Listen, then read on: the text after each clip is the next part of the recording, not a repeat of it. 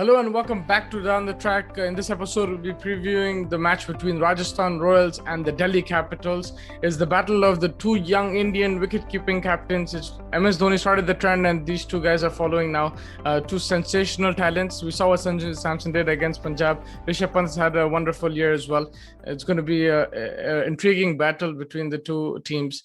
The breaking news is that Ben Stokes will be ruled out of the IPL because of a broken finger. That catch he tried to take off, that he took off Chris Gale, I think that actually broke his finger, and it's very unfortunate. He's a huge loss to the Rajasthan Royals, to the IPL as well. He's a sensational player to watch. The blockbuster kind of player that you pay to watch. And he has such high quality and such a skillful player that it's just a loss for the whole tournament and for fans all around the world. Just want to watch him play, right? He can provide with the bat and the ball, and in the field as well. He's spectacular. He didn't have the greatest of first games, but Ben Stokes has shown that he's a proven match winner. Last season as well, the way he played against the Mumbai Indians, it was just unbelievable. So a huge loss. I think they'll have to replace Ben Stokes, Rajasthan, probably with Liam Livingstone. They don't have a like-for-like replacement because he's just an insane all-rounder. But Liam Livingstone with the bat, I think he can bat at number 4. He can open the batting as well. I would personally open the batting with Butler. I think now the onus will be on him to produce the runs. I think he has to take responsibility, and if he can perform, he can still win games for this team. Even though Ben Stokes is a huge loss, Jofra Archer is a huge loss, but Butler can still win games with this team if he takes onus himself. Of course, he has the support of Sanju Samson. There's Livingston can also play. He's the second highest scorer in the Big Bash. We just finished a couple of months ago. He had a wonderful Big Bash. He went to the final as well, I think. So he can play. You have Chris Morris there. Ryan Parag showed what he can do. So of course it is a bit depleted now with missing Stokes and with the absence of Stokes and Archer. But I think they can still win games. I would probably put Butler opening with Manan Vora and then Sanju Samson at 3 and Liam Livingstone at 4. You can swap it around as well if needed, but that's how I would go. Now even in the middle order as well, Shivam Dubey, Ryan Parag, Chris Morris, these guys, even Tewate to a certain extent, they will have to try to get the big hits in, try to increase that run rate. Of course, on paper it doesn't look that great, but they can. They're very talented. They almost chase 220. And that's not an easy thing to do, right? And again, a lot relies on Sanju Samson. He played a blind rubber knock. Blind rubber was just fantastic batting, and he's shown that he can take responsibility as captain to play like that in your first innings, to score a century like that under pressure. I think it speaks a lot. And I think he's shown that he can take the responsibility along with Butler. If both of these guys can perform, Rajasthan can still win games. But they're up against Delhi side who are very confident, won their first game. Some of their best bowlers have not been playing because of the quarantine, and news is coming in that Nokia has tested positive for COVID, so they'll be missing him for another few games, which is a big miss. Him and Rabada were key in Delhi's journey to the finals last season. But they have Wokes, and it shows their bench is just outstanding and very strong because Wokes bowled brilliantly. He's the third string bowler if you look at Rabada Nokia as your first two, and then Wokes, and he came in and he just fit in beautifully. He was bowling in line and length, back of the length as well. He's swinging the ball. His pace was on point as well. So Chris Wokes is there. Rabada will be missing this game as well. I don't think his test has come out yet. If it is negative, then he'll probably hopefully play soon. But I think Chris Wokes will play, and I think he's an excellent bowler, and he has a good partner in Avesh Khan, a young bowler that Rishabh Pant is back, he's played with in the under-19 team. It's good to see the captain back, his former teammate, and it'll be interesting to see how they bowl. They showed a lot of talent, and if they can continue to bowl like they did in the first match, it'll be great. I want to see how Ashwin comes back. He got hit a bit in the first game. He's an experienced bowler. He knows what to do. I'm sure he'll be already creating some plans for the likes of Butler. I don't know if he's going to do the Manke Day, but there will be plans there for these batsmen from Ashwin.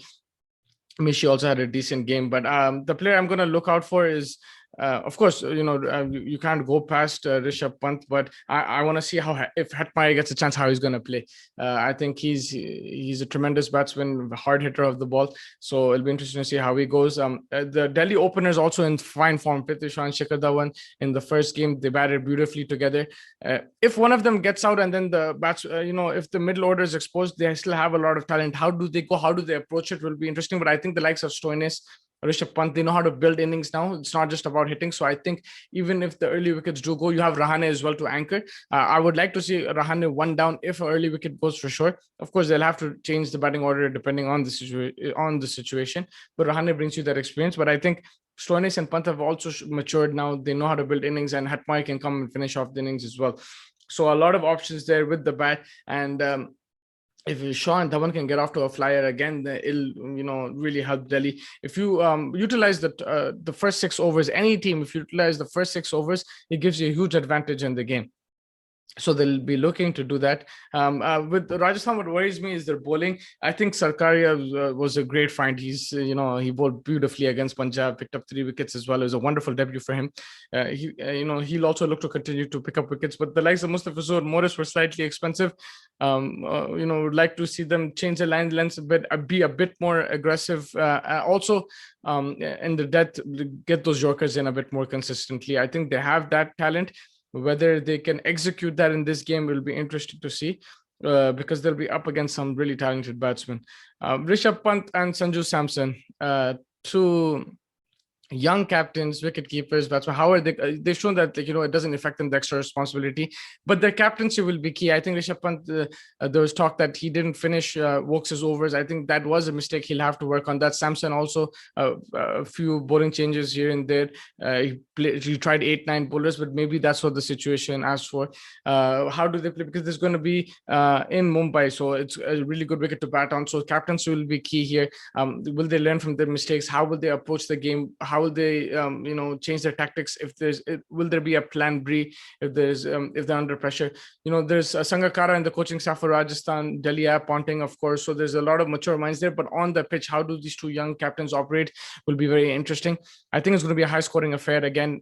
Probably 190, 200 plus will be par score. 180 will be par score. I think 220 might be match winning like last time, but that can be chased down as well, that Rajasthan showed. So another thing is fielding. Rajasthan fielded poorly, so did Punjab in that game. Fielding will be very important. If you can take your catches, you can cut 30-40 runs off the score, and that will be very important. How can they take their catches? The likes of Stokes and Butler dropped catches in the last game, so you don't expect that from them. Of course, Stokes is not there this time, but you need all your fielders to be up for it. You can't be dropping so many catches in a game, so that'll be very important as well.